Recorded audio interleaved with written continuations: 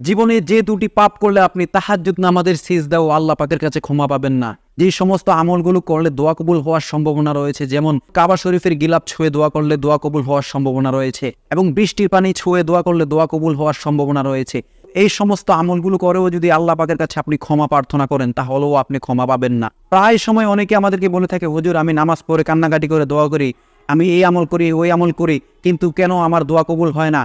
অথবা আমরাও বিভিন্ন সময় বিভিন্ন আমলের কথা বলে থাকি, এই সমস্ত আমল করেও দোয়া কবুল কেন হয় না? আজ বলে দিচ্ছি, যে দুটি পাপ করলে আপনি তাহাজ্জুদের নামাজের সিজদাও ক্ষমা পাবেন না। এক নাম্বার হচ্ছে হুকুকুল ইবাদ, বান্দার হক নষ্ট করা। একজন মুসলমান ভাই অন্য আরেক মুসলমান ভাইয়ের জানমালের নিরাপত্তা অবশ্যই দিতে হবে। আল মুসলিমু মান সালিমাল মুসলিমুনা মিন লিসানিহি ওয়া ইয়াদি, খাঁটি মুসলমান ওই ব্যক্তি যার হাত ও মুখ হতে এবং জানমাল হতে অন্য মুসলমান ভাই নিরাপদ থাকে। কেউ যদি অন্যায়ভাবে বান্দার হক আত্মসাৎ করে তাহলে সে যদি তাহাজ্জুদ নামাজ পড়েও আল্লাহ পাকের কাছে ক্ষমা প্রার্থনা করে তাহলেও ক্ষমা পাবে না, কারণ এটা হচ্ছে বান্দার হক। হুকুকুল